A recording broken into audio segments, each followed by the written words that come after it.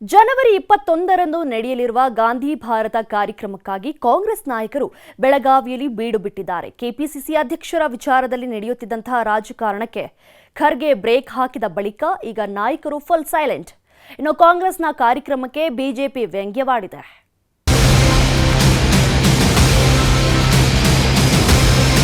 Parliament ಆದ್ಮೇಲೆ ಬಿಟ್ಟು ಕೊಡಬೇಕಂತ ಒಂದು ನೋಟ್ ಕೂಡ ಇದೆ, ರೆಸೊಲ್ಯೂಷನ್ ಆಗಿದೆ. ಪಾರ್ಟಿ ವಿಚಾರ ಮೀಡಿಯಲ್ಲಿ ಮಾತಾಡೋದಲ್ಲ,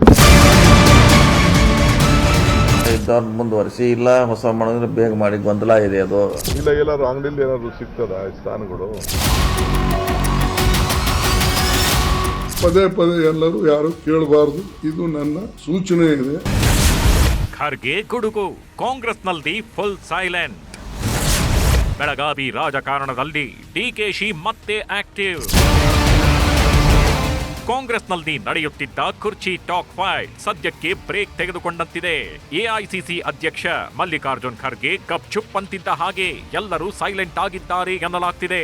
ಈ ನಡುವೆ ಗಾಂಧಿ ಭಾರತ ಕಾರ್ಯಕ್ರಮದ ತಯಾರಿಗಾಗಿ ಬೆಳಗಾವಿಯಲ್ಲಿ ಬೀಡು ಬಿಟ್ಟಿರುವ ಡಿಕೆ ಶಿವಕುಮಾರ್ ಕುಂದಾನಗರಿಯಲ್ಲಿ ಆಕ್ಟಿವ್ ಆಗಿದ್ದಾರೆ. ಬೆಳಗಾವಿ ರಾಜಕಾರಣದಲ್ಲಿ ಪದೇ ಪದೇ ಮೂಗು ತೂರಿಸ್ತಾರೆ ಅಂತ ಸುರ್ಜೇವಾಲಾ ಎದುರು ಸತೀಶ್ ಜಾರಕಿಹೊಳಿ ದೂರು ಕೊಟ್ಟಿದ್ದಾರೆ ಎನ್ನಲಾಗಿತ್ತು. ಇದರ ಬೆನ್ನಲ್ಲೇ ಸತೀಶ್ ಜಾರಕಿಹೊಳಿ ವಿರೋಧಿ ಬಣದಲ್ಲಿ ಗುರುತಿಸಿಕೊಂಡಿರುವ ಮಾಜಿ ಶಾಸಕ ಫಿರೋಜ್ ಸೇಠ್ ಮನೆಗೆ ಭೇಟಿ ನೀಡಿದ್ದ ಡಿಸಿಎಂ ಮಹತ್ವದ ಚರ್ಚೆ ನಡೆಸಿದ್ದಾರೆ. ಜೈ ಗಾಂಧಿ, ಜೈ ಭೀಮ್, ಜೈ ಸಂವಿಧಾನ್ ಕಾರ್ಯಕ್ರಮಕ್ಕೆ ಆಹ್ವಾನಿಸುವ ನೆಪದಲ್ಲಿ ಭೇಟಿ ಮಾಡಿ ಚರ್ಚೆ ಮೂಲಕ ಸತೀಶ್ ಜಾರಕಿಹೊಳಿ ವಿರೋಧಿ ಬಣ ಒಗ್ಗೂಡಿಸಲು ಮುಂದಾದ್ರ ಅನ್ನೋ ಪ್ರಶ್ನೆ ಹುಟ್ಟಾಕಿದೆ.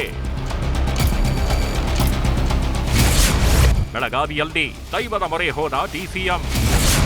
ಕಪಿಲೇಶ್ವರನಿಗೆ 101 ಲೀಟರ್ ಹಾಲಿನ ಅಭಿಷೇಕ.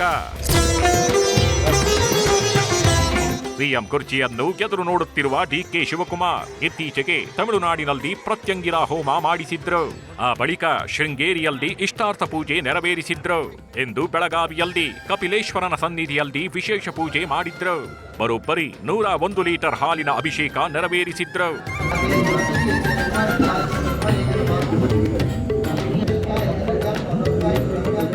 ಇದನ್ನ ದಕ್ಷಿಣ ಕಾಶಿ ಅಂತ ಹೇಳಿ ಕರೀತಾ ಇದ್ದಾರೆ. ನಾವು ಕೂಡ ಈ ದೇಶಕ್ಕೆ ಒಂದು ಹೊಸ ಇತಿಹಾಸ ಸೃಷ್ಟಿ ಆಗಲಿ ಅಂತ ಹೇಳಿ, ಕಪಿಲೇಶ್ವರನ ಆಶೀರ್ವಾದ ಸಿಗಲಿ ಅಂತ ಹೇಳಿ ಆ ಸನ್ನಿಧಿಯಲ್ಲಿ ಶಾಂತಿಯಿಂದ ನೆಮ್ಮದಿಯಿಂದ ರಾಜ್ಯದ ಜನತೆಗೆ ಕೂಡ ಒಳ್ಳೇದಾಗಲಿ ಅಂತ ಹೇಳಿ ಸುಮಾರು 101 ಲೀಟ್ರು ಹಾಲನ್ನು ಕೊಟ್ಟು ನಾನು ಕೂಡ ಬಹಳ ಭಕ್ತಿಪೂರ್ವಕವಾಗಿ ಭಗವಂತನಲ್ಲಿ ಪ್ರಾರ್ಥನೆ ಮಾಡಿದ್ದೆ. ಬೆಳಗಾವಿಯಲ್ಲಿ ಯಾರದ್ದೋ ದುಡ್ಡು, ಯಲ್ಲಮ್ಮನ ಜಾತ್ರೆ. ಸಂಸದರ ಆರೋಪಕ್ಕೆ ತಿರುಗೇಟು ಕೊಟ್ಟ ಡಿಸಿಎಂ ಡಿಕೆಶಿ. ಜನವರಿ 21ರಂದು ನಡೆಯಲಿರುವ ಕಾಂಗ್ರೆಸ್ ಸಮಾವೇಶದ ಸಿದ್ಧತೆ ಭರದಿಂದ ಸಾಗಿದ್ದು, ಫುಡ್ ಕಮಿಟಿ ಚೇರ್ಮನ್ ಮುನಿಯಪ್ಪ, ವಸತಿ ಚೇರ್ಮನ್ ಸುಧಾಕರ್, ರಿಸೆಪ್ಷನ್ ಕಮಿಟಿಯಲ್ಲಿರುವ ಡಾಕ್ಟರ್ ಪರಮೇಶ್ವರ್, ಸಂಘಟನೆಯಲ್ಲಿ ಸತೀಶ್ ಜಾರಕಿಹೊಳಿ ಇದ್ದಾರೆ.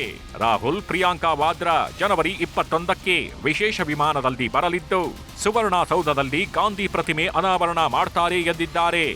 ಇನ್ನು ಸರಕಾರಿ ಹಣದಲ್ಲಿ ಕಾಂಗ್ರೆಸ್ ಸಮಾವೇಶ ಮಾಡ್ತಿದೆ ಎಂಬ ಶೆಟ್ಟರ್ ಆರೋಪಕ್ಕೆ ಡಿಕೆಶಿ ತಿರುಗೇಟು ನೀಡಿದ್ದಾರೆ.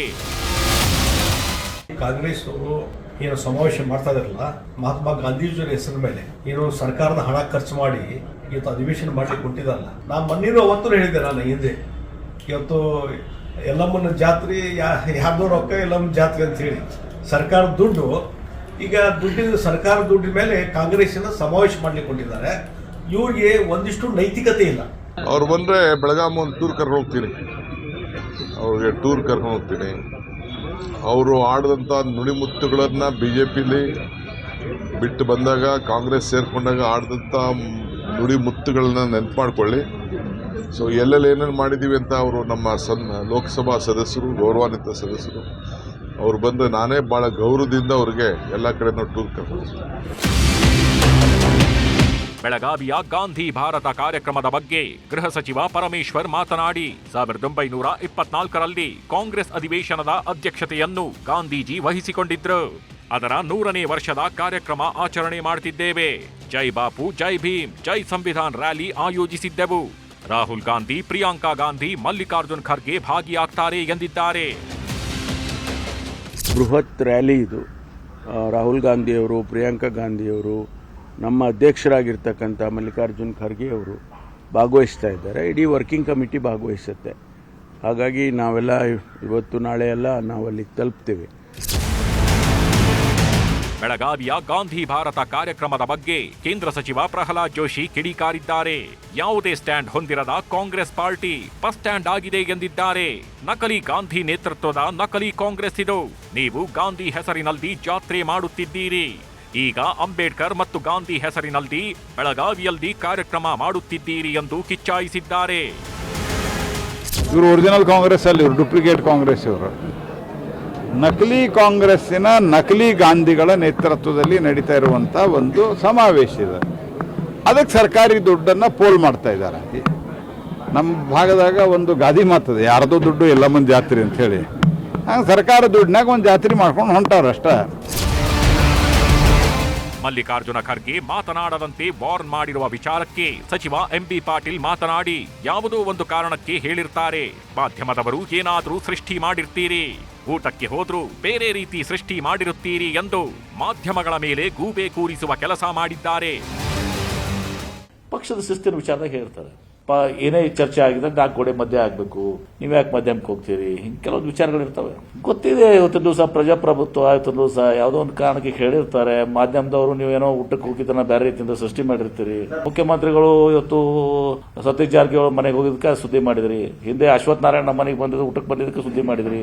ನಾನು ಹೇಳಿದ್ದೀನಲ್ಲ, ಈಗ ನಾವು ಪಕ್ಷ ಹೇಳಿದೆ ಇದೆಲ್ಲ ಹೇಳಿಕೆ ಕೊಡಬೇಡಿ ಅಂತ ಹೇಳಿ. ಈಗ ಹೇಳ್ತೀನಿ, ಪಕ್ಷ ಹೈಕಮಾಂಡ್ ಅಂತಿಮ.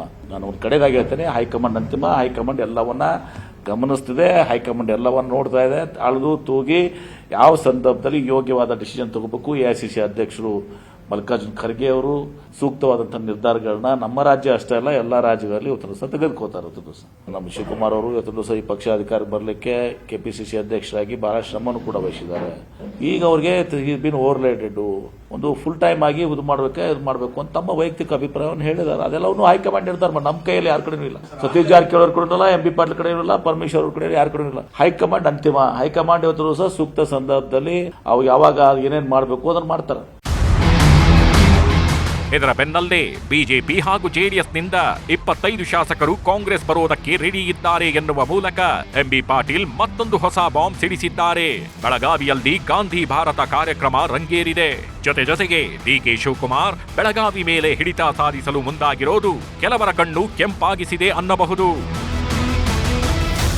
Bureau report, news 18.